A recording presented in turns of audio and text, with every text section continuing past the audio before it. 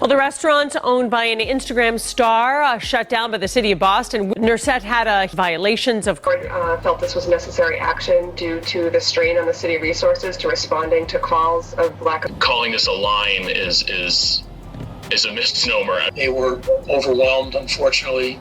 Lots of people without reservation. Good morning.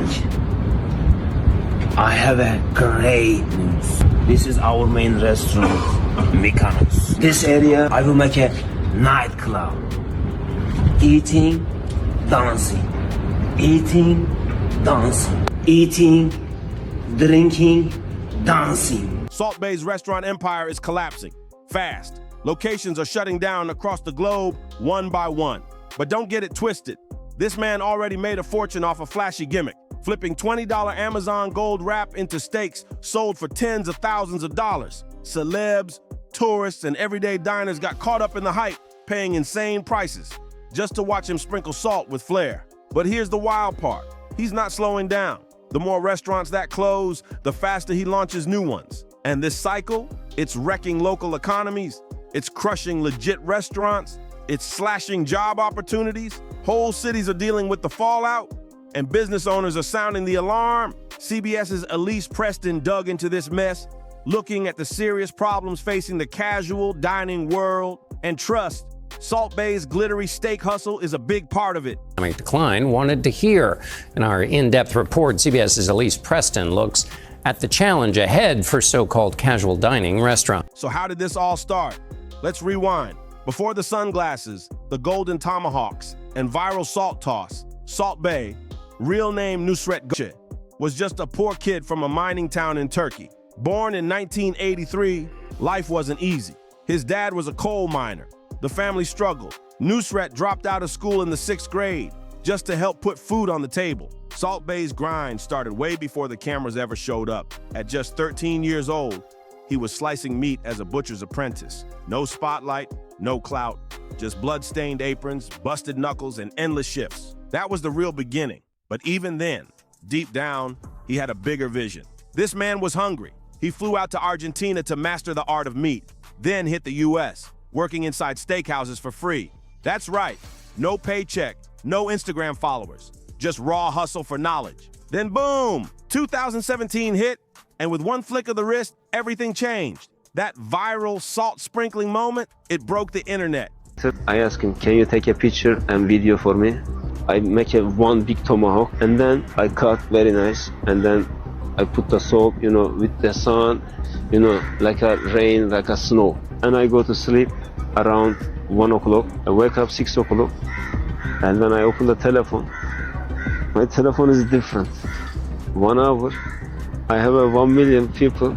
We go to Abu Dhabi, 3 million. One meme turned him from a butcher to a brand. Overnight, Salt Bae became a legend. He didn't waste a second. He cashed in on the hype, launching luxury steakhouses across the globe, Dubai, London, Miami, New York, LA, everywhere. Suddenly, it wasn't just food, it was a whole show. Celebs like Leonardo DiCaprio, David Beckham, and even political figures lined up just to be seen at his joints, and that's when he pulled the ultimate stunt, serving up $20 Amazon gold sheets on top of steaks. Let's be real, it's just a basic steak wrapped in cheap edible gold you can buy off Amazon for 20 bucks. Nothing gourmet, nothing magical, but Salt, he was flipping those same steaks for $1,000 to $2,000 a pop. Expensive? We are not expensive. This is, perception, not reality. Our product, best of the best. And people were actually paying for it, not because it tasted good, not for some 5-star quality, but just to flex on Instagram. That's how Salt Bae raked in millions. Fast. He wasn't selling steak, he was selling clout, a glittery illusion dressed up like fine dining. But here's the thing, every illusion eventually fades. And when the hype wore off, boom, reality hit hard. One by one, controversies started piling up like dirty dishes behind his fancy kitchens. Let's get into it. One viral case showed his staff straight up calling the cops on a customer just because they didn't want to pay for a steak that was messed up. Imagine going out for dinner and ending the night in handcuffs over some gold-wrapped disappointment. And then came the tip scandal. Multiple employees from different restaurants accused Salt Bae of pocketing tips that were meant for the servers. While his workers were barely scraping by, living paycheck to paycheck, Salt Bae was out here dripping in gold, flexing on yachts, and posing like a king. Meanwhile, the people keeping his empire running were struggling just to survive. The wealth gap? Disgusting. And then came the burning scandal. One of Salt Bae's flashy tableside stunts went wrong. Badly. A customer got physically burned during the performance, and Salt Bae just stood there, straight-faced, like it was all part of the show. No apology, no accountability, just vibes and fire, literally. Oh my God! Ah! I yandı! Oh my God! But the smoke didn't stop there. Social media pulled back the curtain, and it wasn't pretty. TikToks and YouTube videos started exposing the real food being served. Spoiler alert, it was trash. Dry, overcooked, flavorless meat. Cheap cuts dressed up in gold and hype, sold at outrageous prices. Some customers even claimed they were served microwave food for hundreds of dollars. Review platforms exploded. Influencers and food critics who once hyped him up, now flipping sides, calling it one of the biggest restaurant scams of the decade. And guess what? His empire is crumbling. Fast. Spots in London, gone. New York, closed. Beverly Hills, shut down. But here's the crazy twist. Salt Bae isn't backing off. Instead, he's expanding even harder into places like the Middle East and Latin America. That's the dangerous part. He's bringing this gold-plated circus into developing countries, destroying local food spots with overpriced theatrics and fake luxury. How can small restaurants even compete when a meme chef is out here tossing gold on meat and charging clueless tourists $1,000 for it? Local businesses can't keep up. Jobs are getting cut. Real chefs are struggling. And food culture is turning into a hollow flex. All show, no soul. This isn't just some overrated restaurant. It's a global scam with a shiny celebrity face. Salt Bae doesn't care about flavor, quality, or tradition anymore. His goal now? Cash grab before collapse. Actually tried that burger, everybody, when I was there. It is ridiculously expensive. The man already made enough to chill for 10 lifetimes, but his greed, still starving. He's not feeding people. He's feeding his ego. So the next time you see him doing that famous slow-mo salt sprinkle, don't get hypnotized. It's not seasoning. It's smoke and mirrors. Behind that sprinkle is a trail of ripped-off customers, underpaid workers, and crushed mom-and-pop restaurants. Real spots now have to fight twice as hard to convince people their menus are actually worth the price. Salt Bae didn't just ruin his golden empire, he dragged the whole upscale steak game into the dirt. Now people laugh at the entire luxury meat scene. That's the real seasoning he left behind. Sprinkle your brand into the ground and drag the whole industry down with you. Salt Bae's influence didn't just shake up fine dining, it corrupted it. Suddenly, other restaurants, especially in big cities, felt the pressure to chase the clout instead of focusing on real flavor or fair pricing. Everyone started following the flash instead of the craft. That's when the copycats kicked in. No substance, just shine. You didn't need to be a great chef anymore, just look rich. The whole industry started spiraling.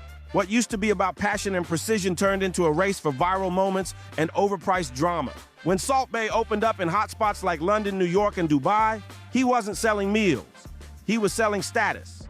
And for a while, it worked. Rich influencers swarmed in, desperate to pose with gold stakes and post it online like trophies. But for everyday people and local restaurant owners, it turned into a nightmare. Prices in nearby neighborhoods spiked. Landlords saw the hype, got greedy, and jacked up rent, assuming every new spot had Salt Bae money. That forced real chefs and honest businesses out. They couldn't keep up with the illusion. Salt Bae didn't raise the game. He raised the cost of survival. And now, even health experts are stepping in, calling out the risks behind these trendy, high-sodium, low-quality meals. Salt Bae's next big move? Expanding into the Middle East and Latin America.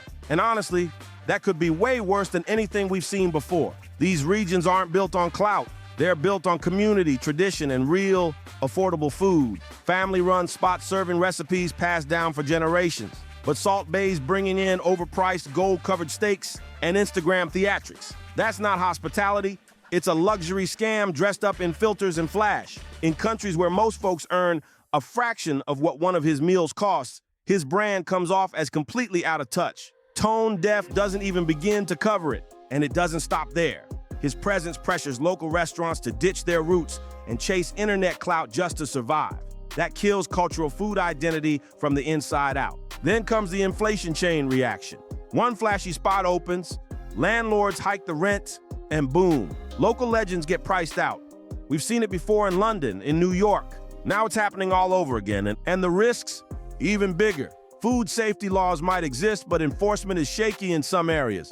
One contamination scandal, one hygiene slip-up, one bad gold leaf, and it's game over. Add in potential tax evasion or funneling money without reinvesting locally, one audit, one whistleblower, and his whole empire could freeze up overnight. Bottom line, Salt Bae's brand doesn't fit these places. These aren't clout-driven markets. They're proud food cultures. At the end of the day, people crave warmth, not ego. They want real food, real value, not a performance with a gold wrapper. And once the hype fades, all that's left is a cold, overpriced restaurant with no soul.